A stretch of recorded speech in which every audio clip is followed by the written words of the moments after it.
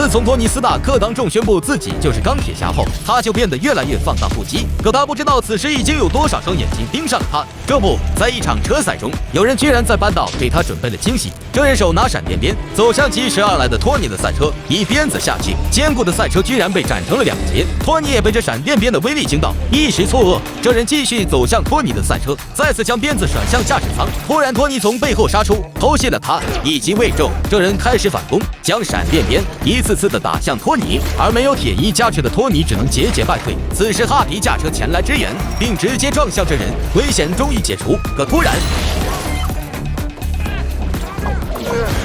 没想到此人竟如此生猛，终于在最后关头，小辣椒把战甲扔给了托尼。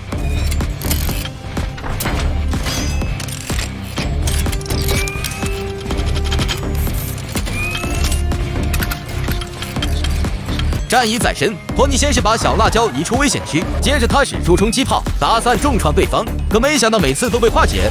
终于在最后一刻，托尼破釜沉舟，扯住这人的闪电鞭，一步步收紧，最后才将其制服，取下了他胸口的反应堆。但托尼自己身上的战甲此时也已经报废，可以说是惨胜。他分析了对方的反应堆后，发现居然和自己的非常像。此时没人注意到惊魂未定的人群中，有人看到了机会，他叫汉姆，一直把托尼当作最大的竞争对手。托尼找到了被抓的伊万，伊万似乎很仇视托尼。托尼问他反应堆的设计是哪里来的，伊万说那是他父亲安东的。托尼离开的时候，伊万突然问他，发元素在身体里很难受吗？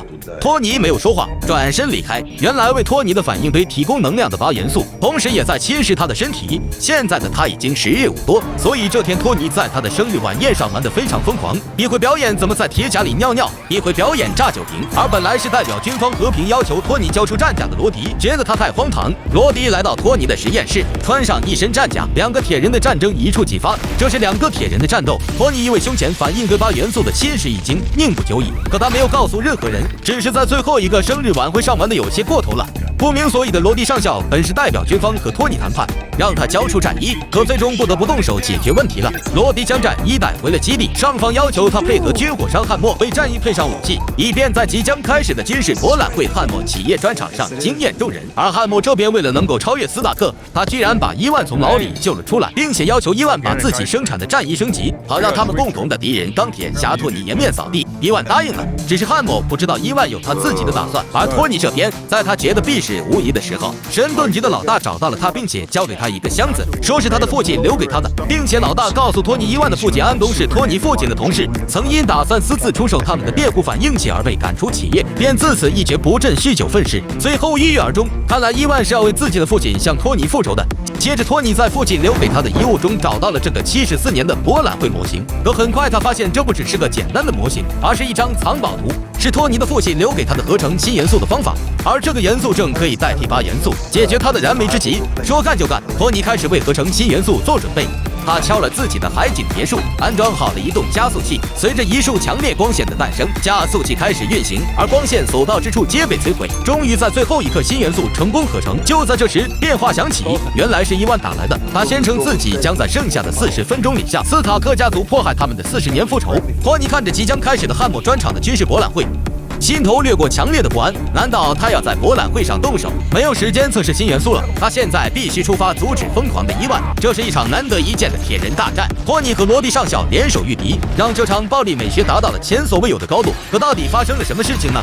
这是军事博览会的汉默专场，台上的汉默介绍完海陆空所有的无人机甲后，又把军方从托尼那里收缴并改装后的战衣说成是自己公司的产品。就在这时，钢铁侠托尼现身，因为他怀疑汉默被伊万利用了，在场的所有人都身处危险中。突然，战甲里的罗迪发出警告，机甲系统被攻破，自己失去了控制权。而此时的伊万正躲在电脑后面导演着这场大戏。接着，在场所有的机甲竟同时把武器瞄准了托尼，为避免伤及无辜，托尼迅速转移阵地。可很快，包括罗迪上校在内的数十台机甲也紧紧追了上去。伊万的复仇开始了，而汉默这边也发现他们失去了对所有机甲的控制权。伊万就是要用他的机甲对付钢铁侠。这时，潜伏在小辣椒身边的寡姐发觉姿势体大，必须速战速决。她很快逼问出幕后主谋伊万就躲在汉默的公司里，寡姐马上动身去往汉默公司阻止伊万。而托尼这边为了尽快削减对方的数量，利用战役强大的算力和灵活性，在一个路标建筑里拦下了一部分追兵。可还没等他松口气，被操控的罗迪的战甲竟直接砸向他，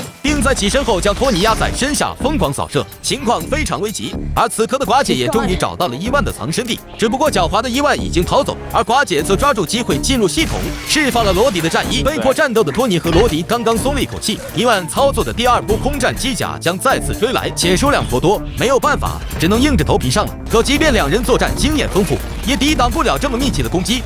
突然，托尼想到了什么，他让罗迪趴下，然后这一招便定了胜负，事情终于结束了。可就在这时，一个硕大的铁人再次从天而降，面具开启，居然是伊万，并且这次还有了功率更大的闪电鞭。罗迪上校打算用汉默生产的一款拉风的叫做前期的炮弹搞定伊万，只是铁人间的战斗再次打响，伊万的闪电鞭配上钢铁战衣，战斗力大增，即便是两人联手也是敌之不过。眼看两人就要成为伊万的天下亡魂，突然托尼有了主意，他让罗迪像上次打架一样互相攻击对方。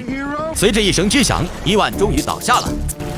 此时突然警报声四起，原来伊万此前启动了机甲的自爆装置，他们需要马上离开。可托尼注意到小辣椒正身处爆炸范围内，他用最快的速度冲向此时正好奇地盯着即将爆炸的战甲的小辣椒，终于在最后一刻救下了他。关注我，我是小影，电影新解说，经典不错过。